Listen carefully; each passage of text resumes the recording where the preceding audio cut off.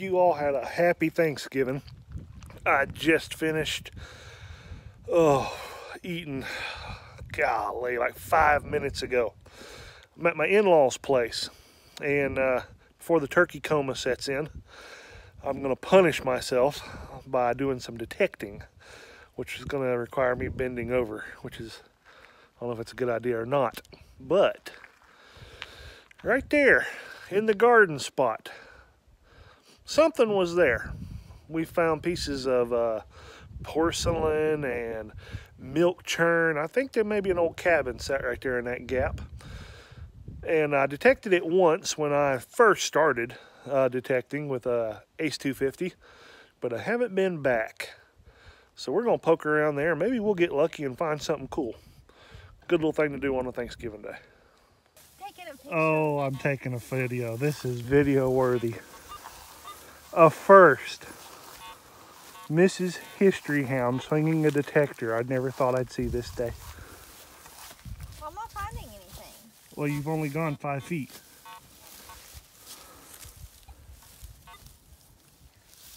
Dad, can I show something go back. funny? Dad, can I show something funny? Right there? Oh, That. swing it back and forth. I am. Right there. Swing it. Watch out, Jackson. It's you. Oh, it's right there. Right here. Right there. Nope, that's iron. I thought it dinged. All right. You've all seen it. We'll show you if she finds something. Right here. All right, there's our first find. We don't know what it is. But you it's proud? good. Aren't you proud of yourself? Yes. I'm immensely proud. I'm almost to the point of tears. Very good. And Jackson's giving it a whirl. What do you mean a whirl? What's a whirl? You're giving it a shot, a go, an attempt. You're doing it. Ooh, what was that?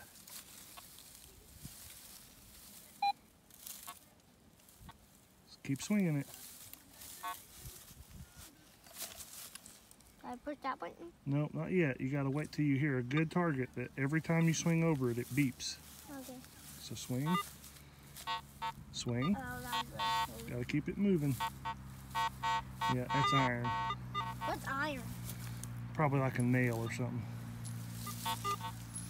All right, got helper number 3 out here.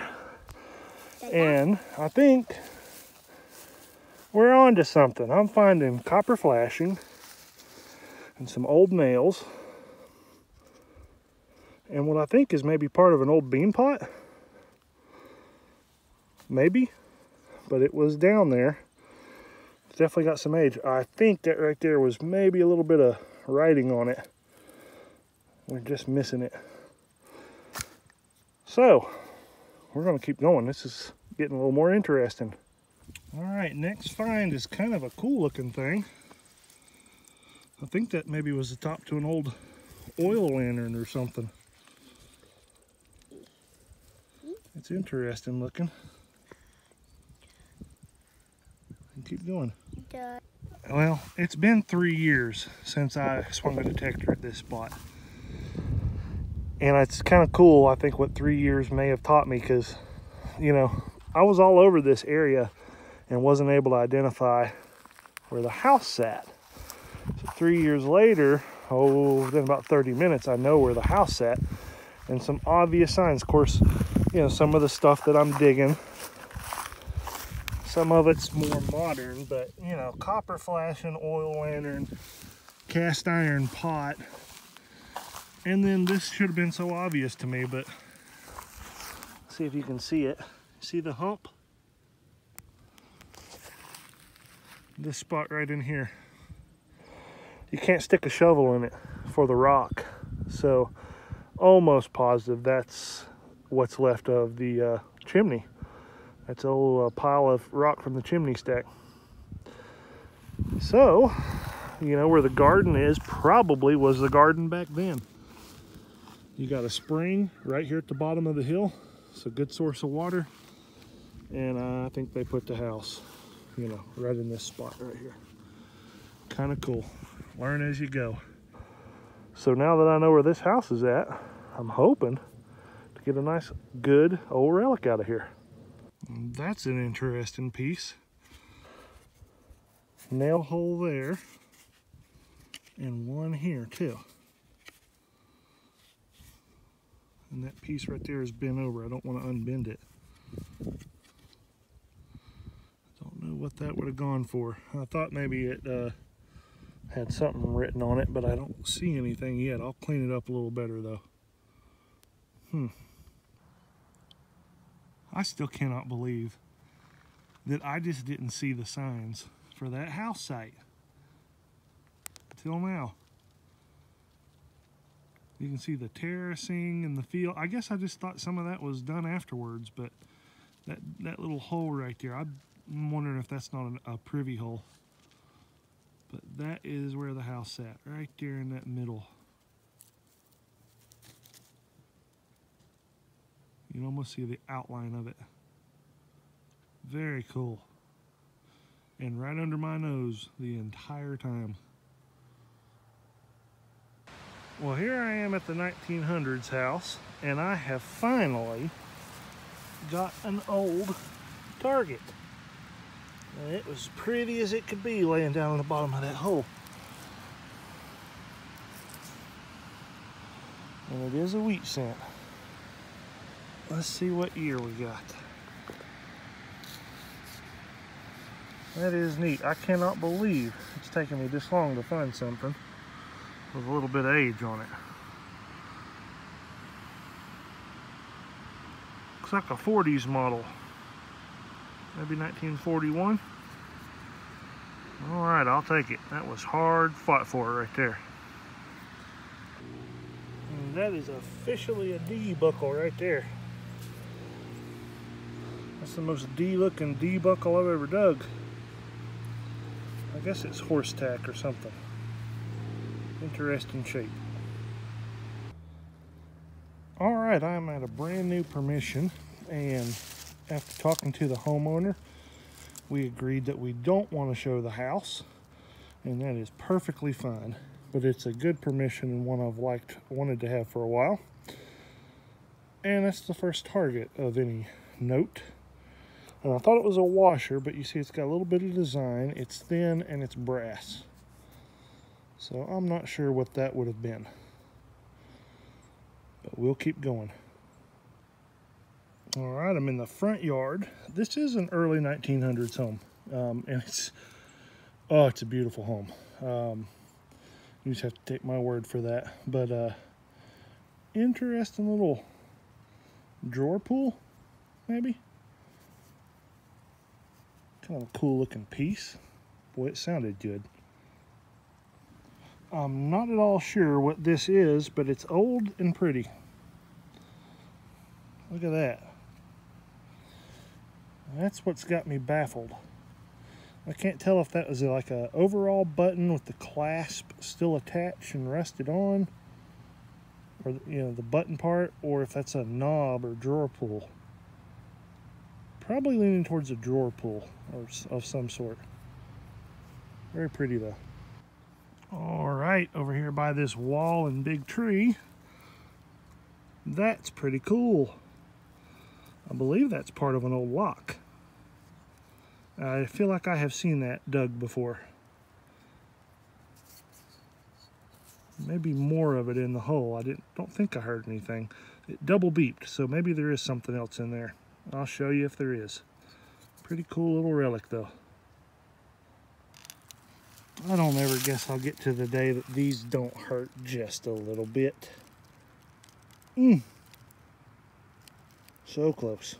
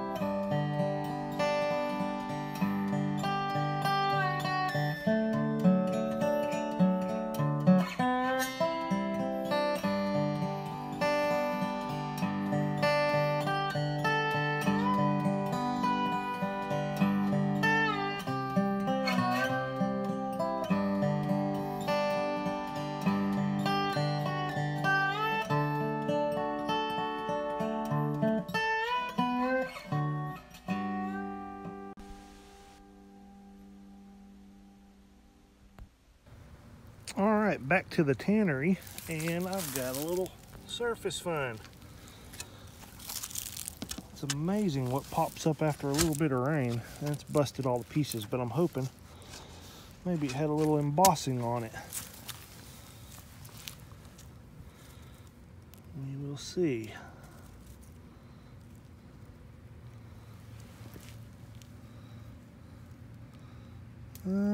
Don't think so. Just a little extract bottle. Cool find though. Not found, I've never found any whole bottles at the tannery.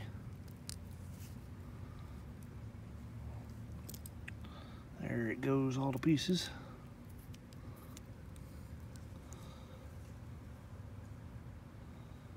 That's what we got.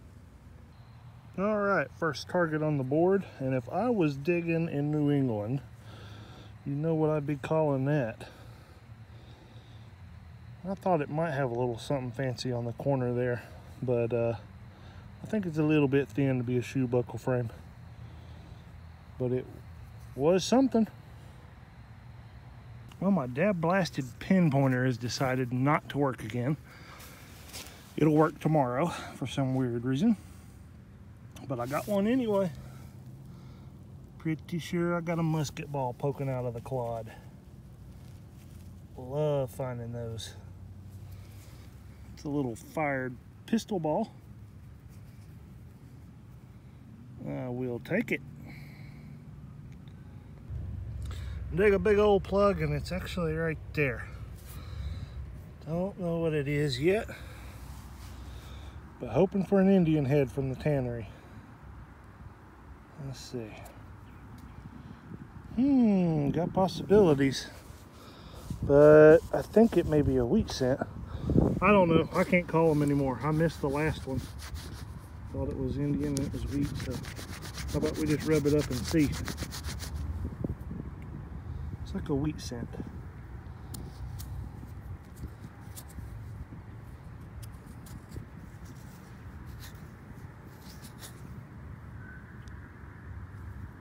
Where you at, Abe? There he is. Let me clean that thing up and get back to you.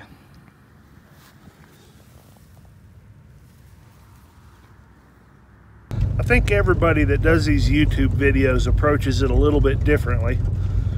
But for me in particular, I'm always looking for what I call my video maker. And I'm hoping I get one of those a week. So that can be a good old find. You know, it could be any number of things. Something that I find interesting enough to kind of be the star of the show for the video. If I don't find that, I have a real hard time uploading. I don't want to upload something that I find boring, because I know you're going to find it boring. Sometimes that video maker comes in a form that you're not looking for. You don't always find it at the bottom of a plug. And this week, it definitely was not at the bottom of the plug. In fact, to catch this one, I had to look straight up. Check this out. Y'all gotta watch this. Just keep watching, you'll see it.